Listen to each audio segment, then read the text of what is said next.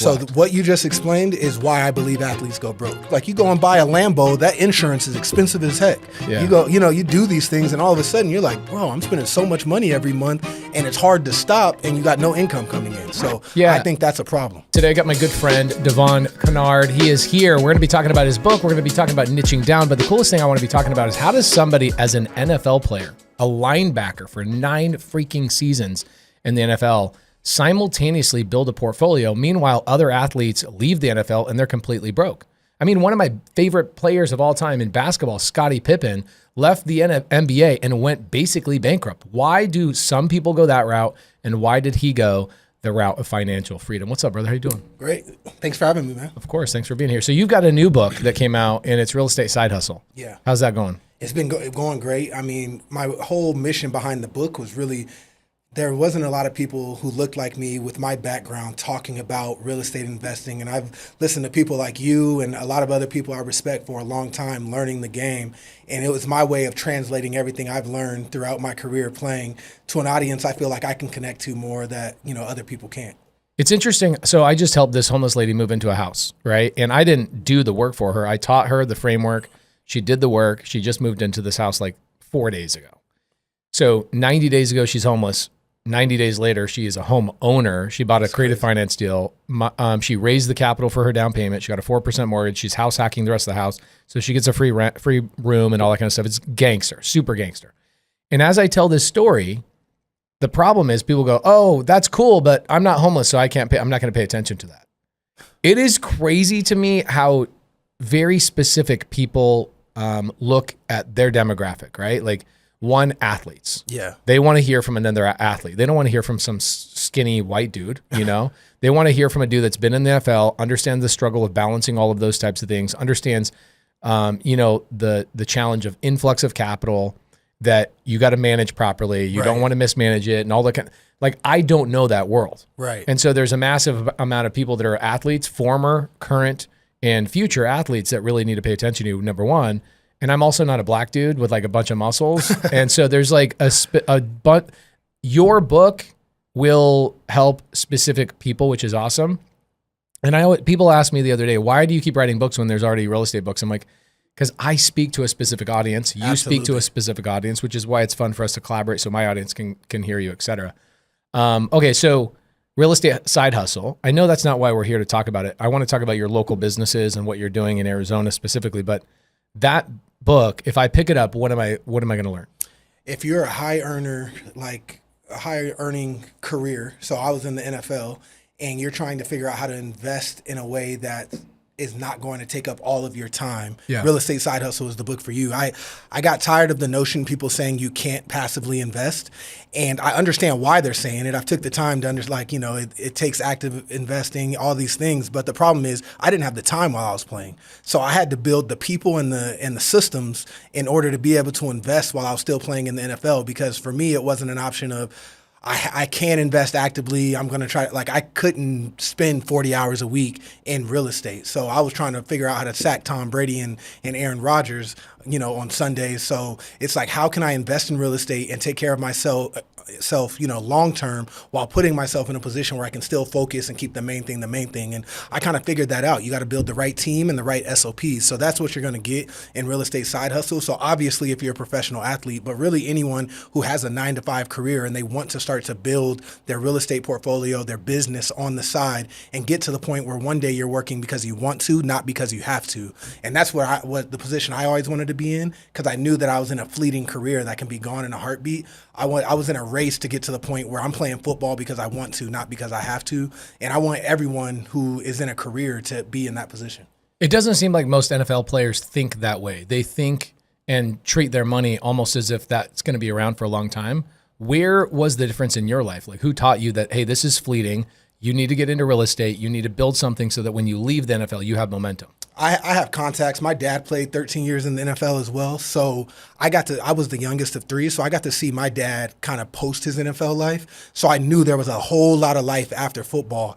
So I really kind of reframed what I wanted my life to look like afterwards. So I got into the NFL and I had the mindset of begin with the end in mind. So it's not like I didn't want nice things. Like, that's one of the connections I can have to players is like, man, you might want a nice watch. Might want a nice piece of jewelry. I'm not telling you can't have that while somebody else will, but it's how you buy it. So for me, it was like, I'm going to take my earned money from the NFL. I'm going to invest it into assets, into real estate, into businesses. That's going to start to generate me more money. And then from there, I could do what I want with that excess capital. So understanding the concept of delayed gratification and saying, I'm going to put off some of my wants for later, I think that was the differentiator for me.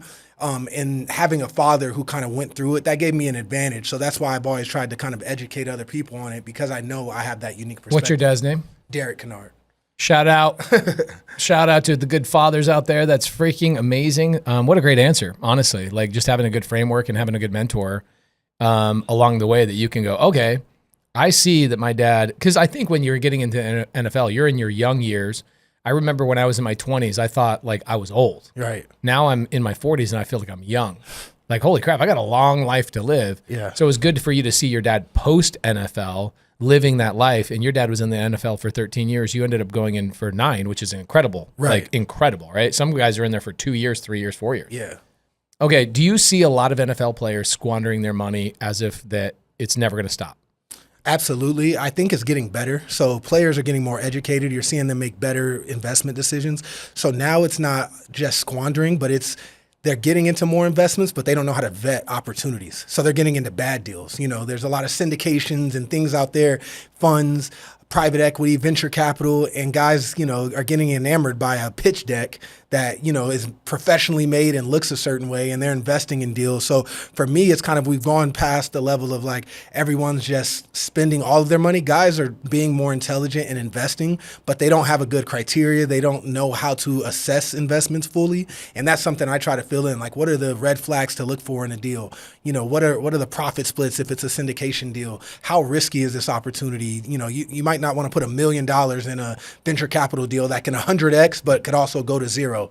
So those are the type of things that I really try to help guys understand. And I imagine that in the NFL space, there's probably dudes that have gotten into those circles that are the VCs and the syndicators that know how to go and target these NFL guys that are busy. And they might even be going to like the NFL guys' managers and going, hey, I'll give you a kickback if you can get your guy into this deal or what have you. And I'm sure that there's wheeler dealers that take advantage of the NFL players that are too busy, uneducated, but they know how to put together a really kick-ass deck. And they go, hey, I need $100K or $1 million or whatever else. These guys are too busy, living the lifestyle, which you should. If you're in the NFL, like live it up, right?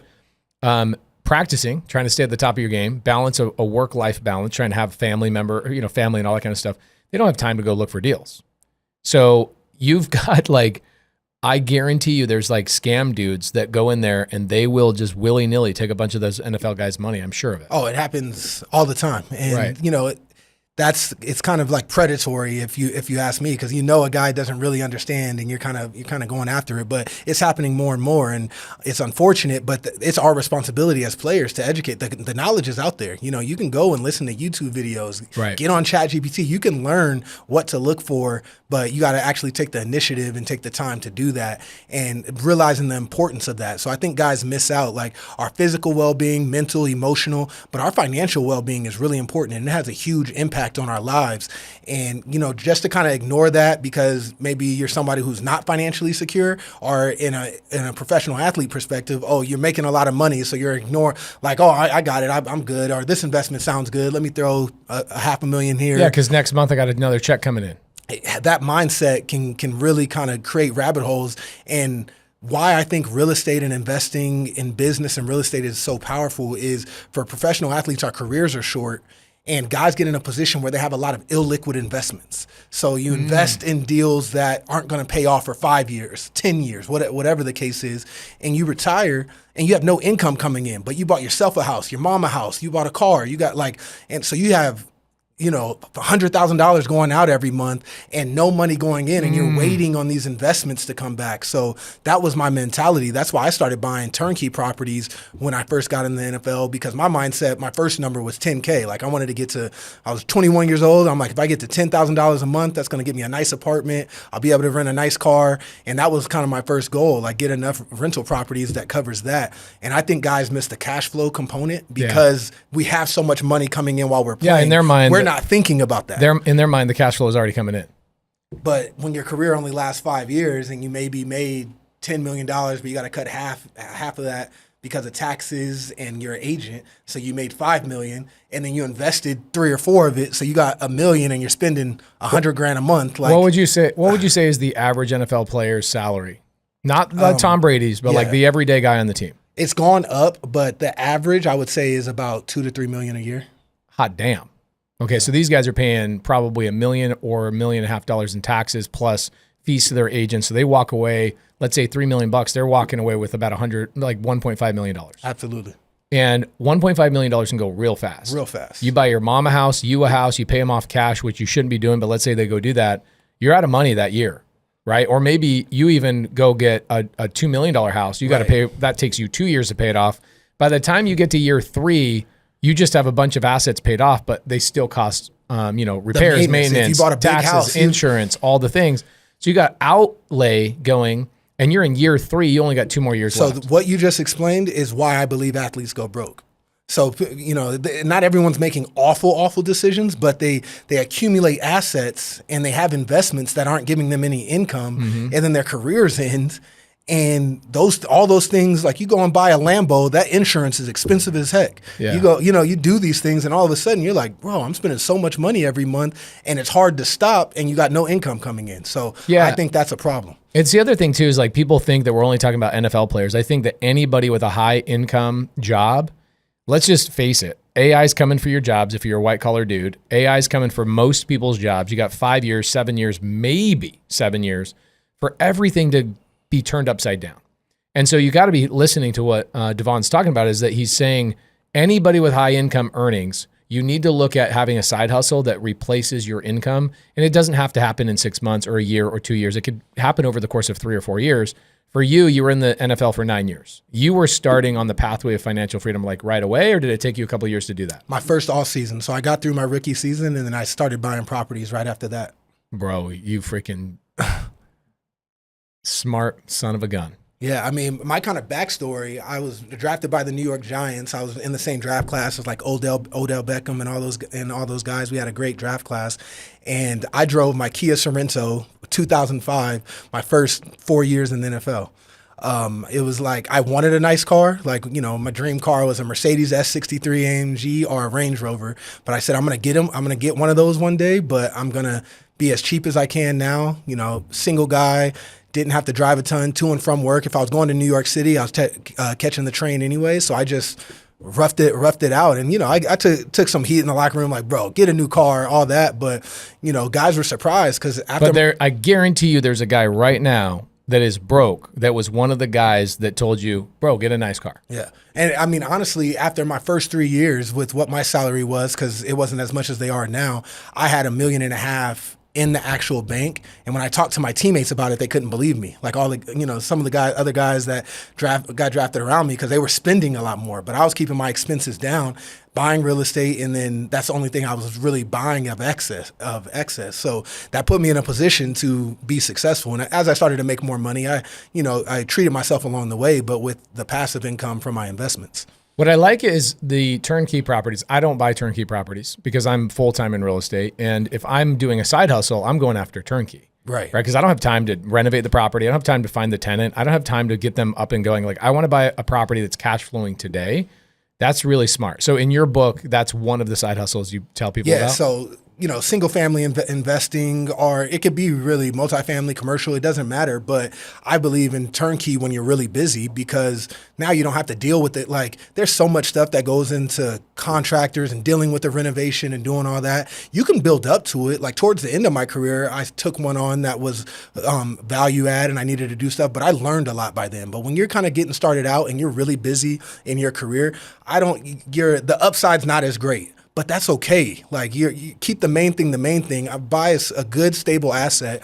The problem with today's market is that good, stable asset's not going to cash flow like it used to. Yeah. So that's something that I've had to acknowledge, and that's why I got heavy into my lending business and started to realize the returns you get in operating a business are creative financing solutions when you are buying real estate. Because if you go and buy a property, like for me, I was buying $100,000 properties, and I was charging $1,300 to $1,400 rent. So if you're looking at the 1% rule, that it panned out great. That's not really happening today. That same $100,000 property is almost $200,000, and interest rates, if you got to put debt on it, is going to eat it alive. So you have to be creative if you're going to do that, and that's where the game has changed a little bit. Yeah, the game, at least from what I've seen the last 7 years, is creative finance has always been around, but creative finance dominates, especially right now. If you're using creative finance, like you're not competing against everybody. You're beating everybody. But fast forward to now, right? You're out of the NFL. You've been there for 9 years. You built a portfolio of 50 rentals. Freaking great job. You jump out of the NFL. Was the thought process, let's double down on this and go full time? Or what was like your first step out of the NFL? So I retired in 2023, and I was looking at like, all right, now real estate and business is what I'm going to be doing full time now. So I was looking at it, and if I'm going to be buying turnkey, that didn't make sense at all anymore. I could do value add, but is the risk reward where I wanted? I wasn't sure. And then I've already at that point done a few loans for other investors. I built a good network. I wrote a couple of books with Bigger Pockets. You know, I travel, I go to a lot of conferences, and I met some people who are doing projects at scale who asked me for capital. And I'm like, okay. So I lent them some deals, first position, second position loans, creative options for them, and made great returns, underwrote the borrower, the deal, all of that. And I'm like, what if I systemize this and turned it into an actual business? And where I'm unique is I have enough capital base to where I can fund a good amount of deals and control the capital. So a lot of people who get into hard money lending, they're brokers, but I'm controlling the actual capital. I make the decisions. It's my comfortability. So being a true private lender, I can kind of hand pick the deals that I want to do and the terms that I want to set. So, you know, I can cross collateralize. I can do second position loans, first position loans. I can go to the LTV that I'm comfortable with. So my exit strategy is different than the next guy's, because if somebody in Arizona defaults, I have construction crews. My wife is an agent. I have other ways to mitigate it that a bigger lender doesn't. So I factored all that in, and I'm like, I'm going to go all in on lending. That's going to be my cash cow that generates and allows me to scale my business. And on the flip side, I'll start buying real estate, but that's my tax benefits and appreciation play. So smart. I've been doing lending for 13 years. This year, I will net about $4 million in my lending business. And I will do loans in all sorts of parts of the country. That's not what you're doing. You're focusing on one state. What state are you focusing on, and why? I'm focused on Arizona, and that might not always be the case, but my strategy is I'm born and raised here. I played my last few years in the NFL in Arizona, and I want to go deep before I go wide. So I want to become a real player here in the private lending space. And there's no one that I know of up to this point that's doing it the way that I'm doing it. So I feel like I have a strategic advantage to take as much market share as I can hold, you know, so, and I think that gives me uniqueness. And then really, I like Arizona's a non-judicial foreclosure state. I can take over the property easy. I have construction crews. So I look at risk mitigation, and it's great for me. And I'm able to do more for my borrowers. So I'm going to go at a higher LTV. I'm going to do things that other lenders won't, because I'm comfortable in this market. So that's kind of my play, and I'm going to build it up until I hit a cap, and then I'll consider, you know, do I just do small balance in Arizona, or do I go single family in another state? And I'll keep growing it organically, you know, as I go. But I feel like this is a business model that I'm going to be able to you know, take the top off one day and get it as big as I want. What I like about this is that there's people that get into the lending game and they wonder, like, is there enough room for new lenders? Like, is there enough loans out there? Like, why don't these people that are flipping and developing, why don't they have access to capital? That doesn't make any sense. I thought these guys all were rich and had money. That, number one, that's not the case.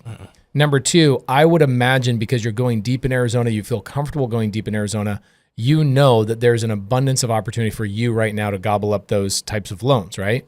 How are you finding loans to divvy out here in Arizona? What's your number one marketing mechanism? Honestly, I took a play out of your playbook in the sense of community and networking. I go to events, I build relationships. I feel like that's a huge advantage for me. Like, you can get me on the phone. I'm going to pull up to your property. I'm going to leverage my social media to promote what you're doing. So I think those things start to stack up on themselves, and they see that I'm real. I can actually, you know, if I say I'm going to do something, I'm going to do it. I don't commit to a loan that I can't fund or I'm iffy on. I shoot my borrowers and my clients straight. So I think building that reputation is really important, of being somebody who does what they say they're going to do, and then really showing up in the market, building relationships with borrowers. So I'm working with a lot of experienced borrowers who could get a cheaper debt than me, but it's not as fast. My draw system is a lot easier. I'm going to a higher LTV. So they look at the whole package and they're like, you're paying a little bit more, but if I'm going to get through this property in 6 months, is 10.5% versus 12% really that big of a deal in 6 months? No. You're going to make it easier. You're going to, give me a higher LTV. So the my borrowers question are seeing is, it. here's the question for the borrower, right? Let's say you're a borrower out there and you have one lender that's willing to do 10%. You have another lender willing to do 12%, but the lender at 12% can close in 2 days. They can go to the property, give you even some advice, maybe even connect you with some local contractors. If maybe your contractor falls out or whatever else, they'll actually shake your hand, look you in the eye, and they'll close the deal. I've had a lot of lenders that are at 9%. They're just brokering like pension fund money. It takes 3 or 4 days to get a reply back on email. You're trying to close a deal in 5 days, which in the wholesale game or the off-market game, these deals go fast. Yeah. Like if I said, last deal I did on a flip was a couple of weeks ago. I committed to it on Monday, and I had to close on it on Friday. Mm-hmm. I'm not going with the lender at 9% that takes 3 days to reply. I went through a lender that charged me 16% because I knew he was going to perform. Exactly. And if you do that over the course of a year, how many deals will I lose out on because my lender's not fast enough, right? And so the way I look at it is I think that 12%, 14%, or even 16% money is actually cheaper than 10% money because I'll be able to do more deals in a more reliable fashion. And at the end of the year, I will have a bigger number at the bottom of my P&L than if I use the 10% lender. Yeah. I'm sure your borrowers are experiencing that, right? And another factor that I think a lot of people miss is you see a higher interest rate, so you think you're getting screwed in that, or like, oh, I don't want to pay that. But if they're going at a higher LTV or willing to do things that the other lenders won't, you're getting more capital without having to take on partnerships. Yeah. So sometimes when you're looking at the LTV, or maybe like I've done some second position loans, like, oh, I might charge 14% and 3 or 4 points, but the alternative is getting getting half of your profits of the deal away. Yeah. Just pay the extra percentage in interest, and it's your deal still. You just are paying a premium for the interest instead of giving 50% of the upside. So when you start to look at it that way, it's a game changer. Let's break that down for the audience just real quick. So you've got in scenario A, I find a house that I want to flip. A wholesaler brings me a deal. I say, yes, I want to flip that house. I go to the lender at, let's say, 10%. That lender says, no problem. I'll give you LTV at 70%, 10%, 2 points, whatever. Well, guess what I got to do if I'm brand new? Right. I got to go find the 30% down payment plus my construction costs. So in scenario A, I'm going to go to like my uncle, and my uncle's going to say, well, yeah, I will give that money to you, but I want 50% of the profits of the deal. Absolutely. This was literally like my first 20 flips. I had to partner with people that were willing to bring the money because my lender was not willing to come up a little bit higher on the LTV. And also my lenders were not willing to do second lien positions. So scenario number 2, I go to a guy like yourself. You're a little bit more creative on what your options are, and you go, let's figure out how to make this all happen.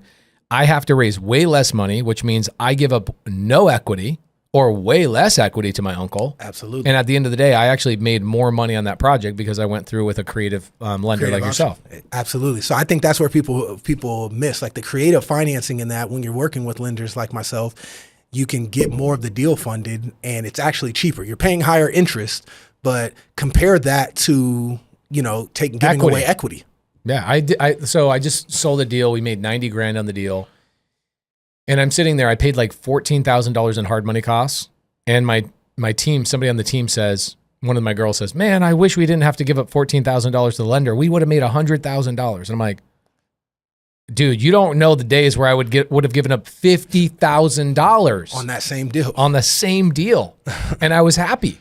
Now it's like, it's funny. So my team goes, oh yeah, okay, then the $14,000 is actually really cheap. I go, yes, it's very cheap. Yeah. Very cheap. And so that's how that's a mindset shift. A lot of people don't see it that way. So I think that they're just not experienced. Yeah. And I think once you get to like your second, third, and fourth deal, you realize access to quick capital that's reasonable, that will actually look at my situation and help me get across the finish line, as much money as funded as humanly possible. The advantage you have is let's look at a nationwide lender. Okay. A nationwide lender, which you're not. You're a localized lender in Arizona. A nationwide lender is not going to take as much risk on that Arizona house, like you said earlier, because you go, dude, worst case scenario, I go over, take the property over. I got my contractors. My wife can list the property. I know what the hell the property is going to do because I live here. I drive these streets. I live here. I lend money here. I see the activity. I'm in the stream of the flow.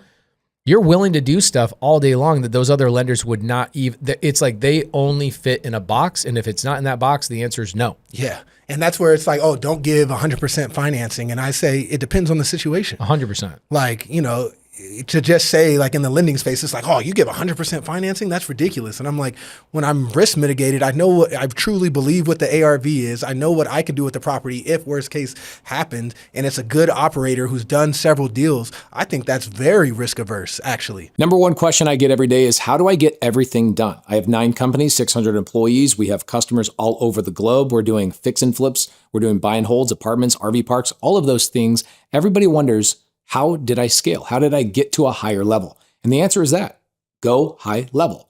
I use a CRM that allows all of my customers to come into one database. And instead of me hiring more employees to go and do all the follow-up, Go High Level has systems and automations that does all of that for me. So not only can I have my employees focus on higher end tasks, money-making tasks, Go High Level avoids all of the extra payroll. When you're brand new, having Go High Level is like having 5 different employees doing all the work for you just for a monthly fee.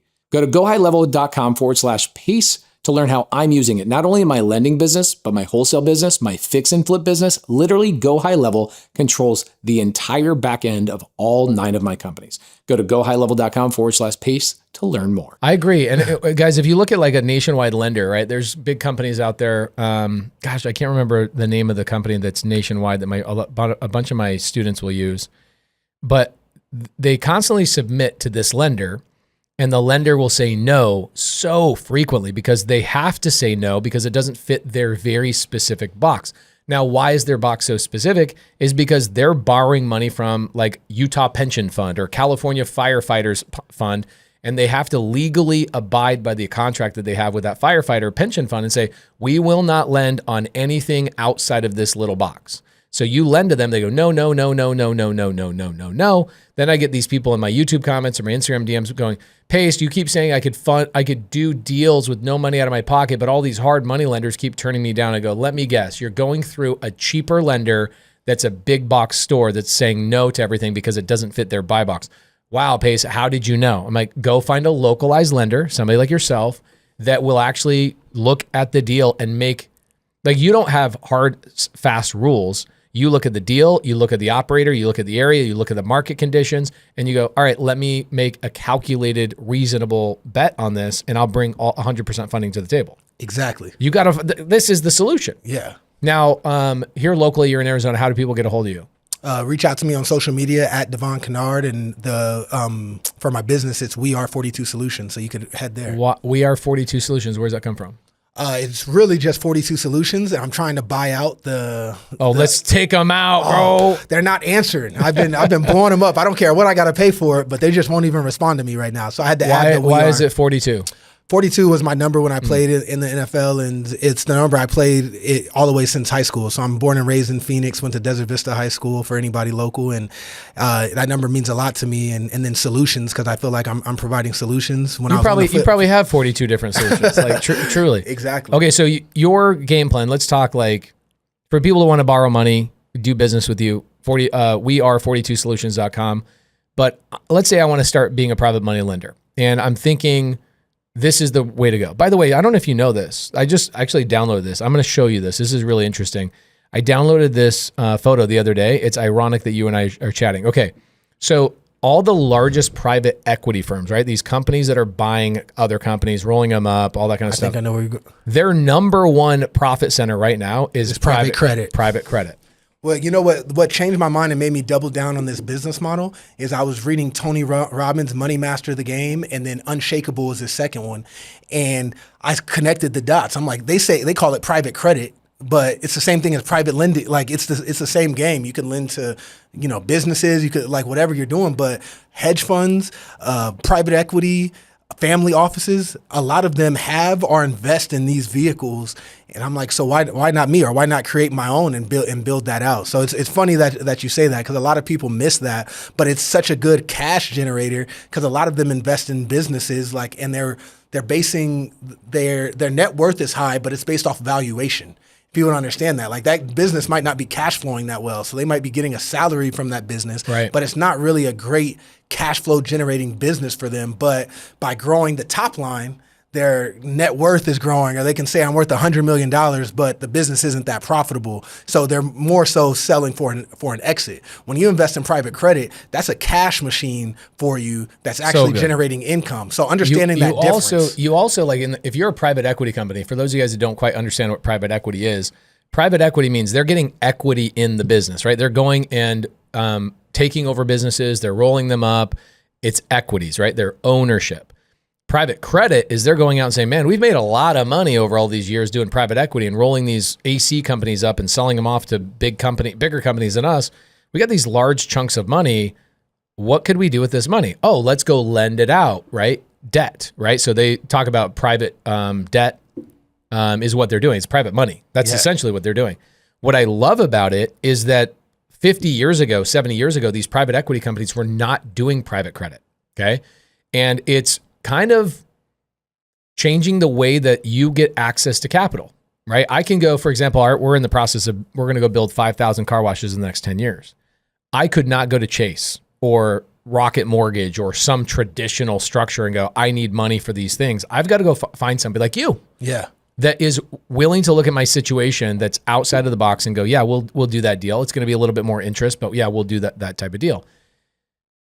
Private money lending is by far the easiest money I've ever made in my entire life, because you're not finding the deal. You're not managing the deal. You're not dealing with the contractor. Now, 1 out of maybe 100, maybe 1 out of 50, you're going to have to take back because the operator, I had a loan I did a couple of years ago. The operator got brain cancer and died. That's tough. That's going to happen. Sucks. Yeah. We took the asset over. I repositioned it. We sold it. We got our money back plus a little bit extra. I want to be a private money lender. Okay. I want to follow in your footsteps. You're going deep in Arizona. I understand why now. You want to go out. Next step would be go to another state. Mm-hmm. Give me one state you will not ever go to. And California. Then, okay. and why? And then give me a state that you're thinking about targeting and why. California know their regulations. So California and New York, it's hard. If you have to go through foreclosure, it just becomes a headache. So I wouldn't want to deal with that. I would look at Las Vegas. I think that would be an interesting state. It's close by. I want to keep my model as I scale. So my goal isn't to get to a business that's doing $1 billion in sales one day, because I don't think I'd be able to have the touch that I have in the business now. So I want a highly profitable 50% net profit margins or higher business with high touch points. So I want to kind of stay in the Western regions, but I think when I expand to the next state, it'd probably be Vegas, because it's not too different than Arizona. It's like the sister city. So I think they would go hand in hand, and between the two and the price points in both places, I could do damage. Like, you can get out a lot of capital in those two states with, the price points. You look at places like Arcadia and the new developments going on in there in the Phoenix area, and then spots in Vegas has the same type of thing. So I think that would be my next step. I think that there's so much business in the private money lending space that it is incomprehensible. Like, it's impossible for you to understand. Operators, people that are out there finding deals, the last thing on their mind until they get a deal under contract is, where's my money coming from? Like, they're like, go out and get the deal. They're watching my YouTube channel. They're watching Jamil's channel, Brent's channel, Jerry's channel. They go get a deal under contract and they go, oh crap, I need money. Yeah. So last year, we pulled data. I own a title company in 43 states, and we pulled some data, and the data said that 85% of fix and flippers don't have their money lined up until they have the house in escrow. Okay. How many flips were done last year? It was a little over 500,000 properties were flipped last year. 85% of those people did not have their money lined up before they opened escrow. So what does that tell you? You have endless opportunity. Endless opportunity. I mean, if you wanted to, you could just call title companies and go, hey, you ever get a wholesaler or fix and flipper that is short on cash? Please give them my phone number.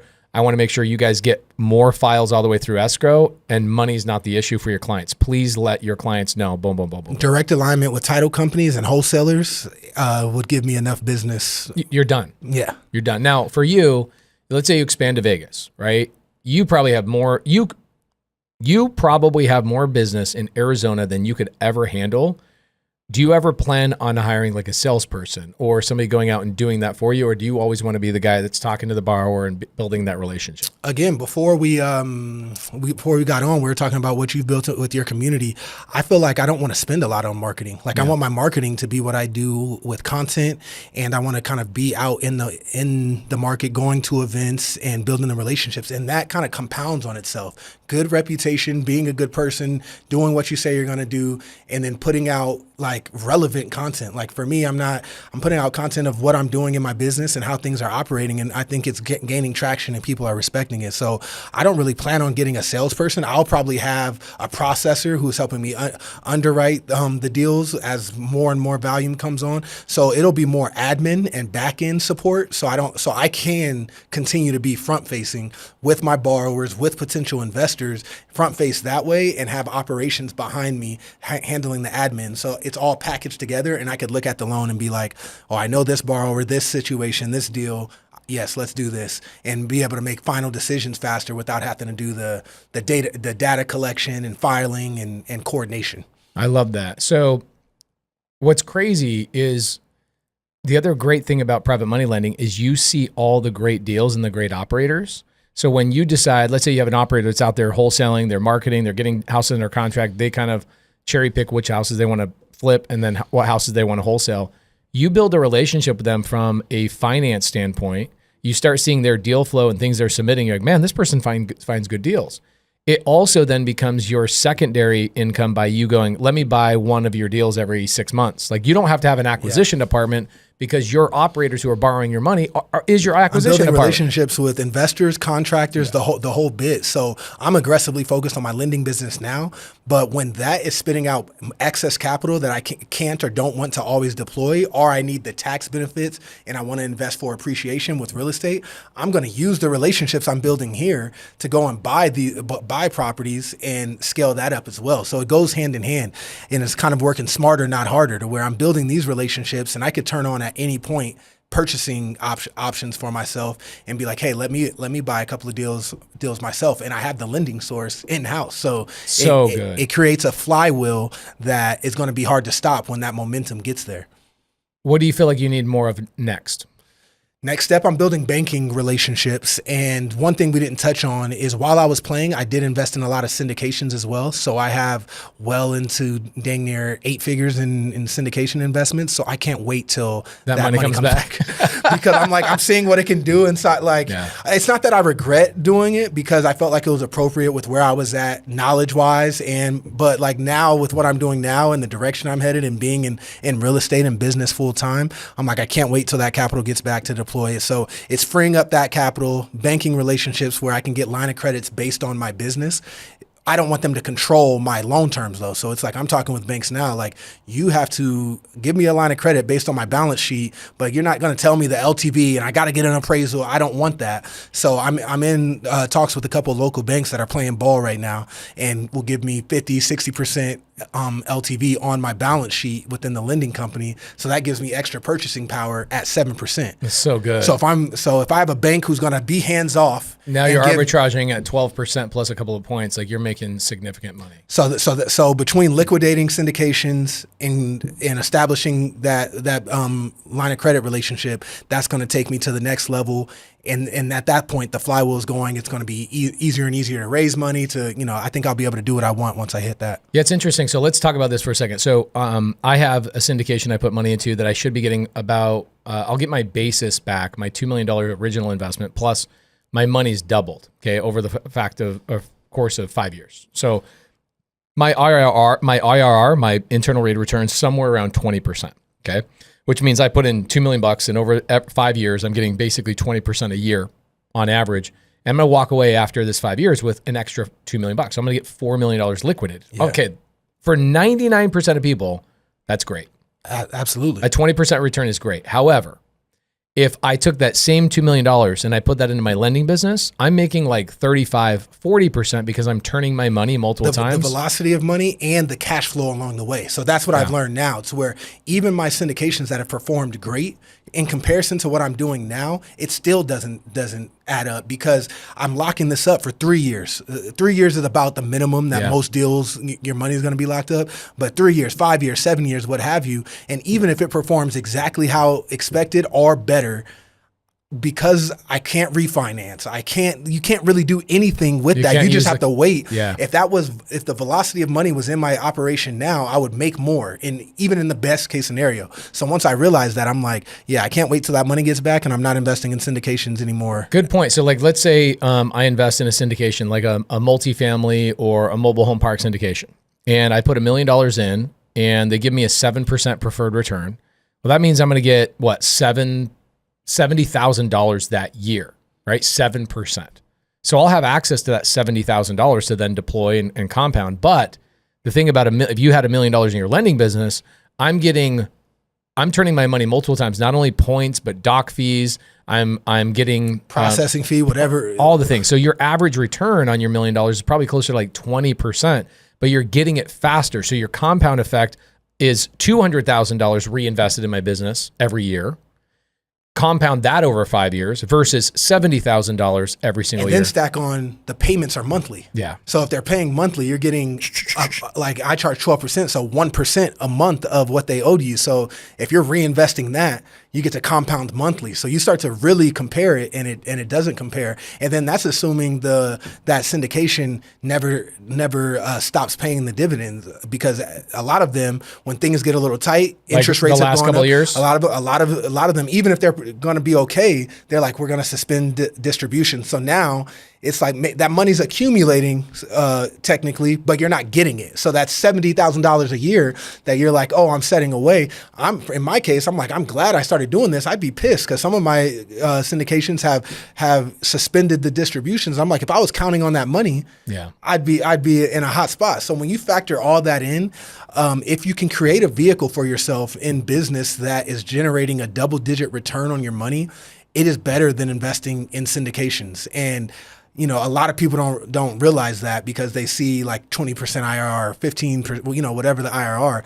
And it's like, even if we're looking at 15% return versus 15% return, they don't add up the same, because the compound effect. And the access to capital, which creates that, 100%. And I think people that are making a decision like, okay, well, I'm listening to this podcast, what should I be taking away from this?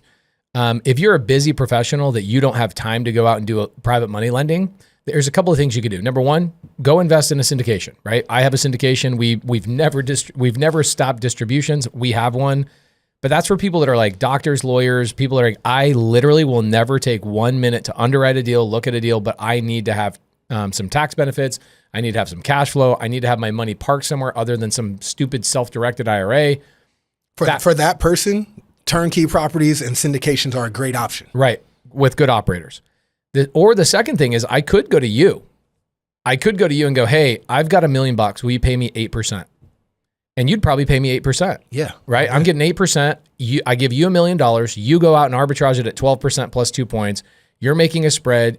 You're taking my money and you're expanding your empire. I could do that passively as long as I trusted you. Yeah. Right? And Absolutely. So if you wanted to get into private money lending at some point, a smart thing would maybe even call them up and go, hey, I got $1 million to deploy. I want to help you grow your business. And at some point in 3 years, I want to get my $1 million back, and I'll go do some of my own lending on my own.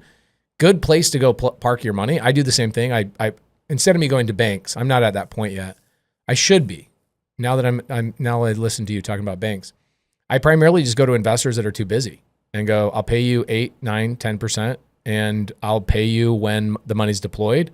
I'll deploy the money. I'm going to take a 4% spread plus 2 points. That goes to me. The rest of it goes to you. And they get to see the deals, which I think is probably the biggest benefit of giving somebody like him $1 million, is because you get to see what you're saying yes to and what you're saying no to. Absolutely. Freaking huge. Yeah, you get direct access and to the deals. And some of my investors that I've worked with, I'm open with sharing, what my criteria is, what I look at. So I'll teach them how to do it, because I think we got to enable more people. It's a creative financing solution. Like Right. you can do this if you're a high net worth individual, it's not that complicated to do a couple of loans. Even if you have $300,000-$400,000 that you'd like to put out on the street and make 12 to 15% annualized, like you can learn this and put your own money out there. So even some people who've wanted to invest with me, it's like, I'll teach you how I'm doing it. Do it in your market. You know? I don't think there's a better dollar I've ever made in my life than private money lending. Like, it's just the greatest thing ever. I don't have to find the deal, manage the deal with the contractor, wonder whether the contractor's showing up or not. I don't care if they make $80,000 on the property or $800,000 on the property. I am in first lien position, or I'm secure against the property. I can take it back over, worst case scenario. I get paid no matter freaking what that fix and flipper makes, as long as I did my due diligence properly. So show me a better risk-adjusted return. I don't know one. And it also compounds your relationships in your local market. You can go deep. You can get access to it. It is the cheat code that a lot of people are afraid to jump into. I'm glad that we're talking about it today. So for you, your next step is banking relationships, maybe even bringing on some other people from our audience, potentially giving you some money to expand. Anything else that you're looking for?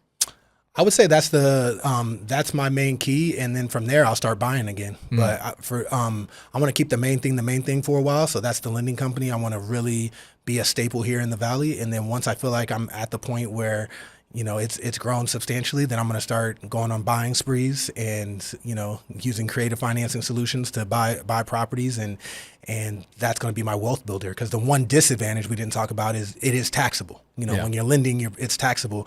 But some people chase the tax dog, and they don't realize you're making more money though. So it's like you got to pay taxes on it. But would you rather be in an investment that maybe isn't cash flowing nearly as much, but you get tax benefits? So for me, it's like, I'm going to have to pay the taxes I'm going to have to pay. I might do cost segs on properties as I buy along the way, but I'm just going to pay taxes while I'm building it. And then when it's where I want it, I'll start buying properties, cost seg them up, and take the tax benefits, and then really profit that way too. Yeah, you're doing it the right way, in the sense of, let's have a goal of paying taxes. Like, I'd rather go out and have a goal of paying taxes, because that means I have active income. Once I have active income and the main thing is the main thing, I can then make a decision of, hey, let me go buy some properties to lower this tax burden. But people start going, oh, that's not a great strategy because I'm going to have active income and it's going to be taxable. Bro, that's what you don't want to make the money? If you have a big tax bill, that's a good problem to have. And you've got, then there's, then you can start to solve it. Right. And I see other people that are like in my YouTube comments going, so like, the reason I don't want to start wholesaling or doing X, Y, and Z because I don't want to pay 40% in taxes. And I'm like, solve that problem when you freaking get there. Okay, so your book, I know you're not here to promote it. I know you wrote it with Bigger Pockets. I wrote my book with Bigger Pockets as well. Shout out to Bigger Pockets. They're awesome. The best place to find that is on Amazon. Amazon. You could go to my website as well. So devonkennard.com. I have my personal website where I talk a lot about this kind of stuff. And Amazon or my website. Freaking awesome. Any advice for people that are out there? Let's say they're stuck. They're in the audience. They have analysis paralysis and they're stuck. Is there any advice you have for those people? Anything in your book that would help them out? Chapter 4 says blah, blah, blah. Chapter 5 says whatever. Any advice? I'll speak to the high net worth individuals. I feel like that's the audience I connect with the most. So if you're a doctor, a lawyer, you make, you have your own business, you make a lot of money, take one bite at a time. You could really start to build a portfolio of investing in stuff in real estate and in business. But the biggest thing is building out SOPs and building your team. So, when I was buying turnkey properties, I made sure I had the core 4. They used to talk about it all the time on Bigger Pockets. It's like, you got to have your property manager, your contractor, your deal finder, and your lender. If you have that, you can really invest anywhere. And I know you own stuff everywhere, so I'm sure you would agree to that to some degree. Like, know where you're getting the money, who's helping you find it, who's going to manage it because you're not probably doing the day-to-day, and who's the contractor that's going to fix it up. So when you realize, when you break it down into what you actually need to do to start to buy, or if it's investing in syndications, what is the criteria? What are the red flags? What's the fee structure that is acceptable versus they're trying to screw me over, they're charging too much? Well, what are red flags in the business model? So understanding that, which is really easy to kind of get over that hump, and you can start to invest passively in real estate and in business. And if you want to learn more, check out my book, Real Estate Side Hustle. And if you're interested in private credit, private lending, then reach out. Okay, and your Instagram one more time? Devon Kennard. So at Devon Kennard. Bro, thank Appreciate you. you. Give this man some love in his Instagram. Go DM him and say, man, how do I give you some access to my capital? How do I get in the game by giving you some of my money? I'm afraid to go out and do my own loans. Maybe give this guy some money. Go out and buy his book. Show Bigger Pockets some love so we can get this guy to write a third book for Bigger Pockets. And we'll see you guys in the next episode. One of the most common questions I get is, what title company do I use? What title company am I using in Arizona, Atlanta, California, Texas, whatever? The answer for many years was a different title company in every state, because not every state handles transactions the same way. Now, the answer is one title company. It's Creative Title and Escrow. Go to getcreativetitle.com/podcast. You can learn how they will do sub-2 deals, seller finance deals, cash transactions, gator deals, double close, transactional lending, whatever, even novation agreements. There's really nothing that Creative Title and Escrow can't do. To learn how brand new investors are using Creative Title all the way up to the biggest players in the industry, head over to getcreativetitle.com/podcast.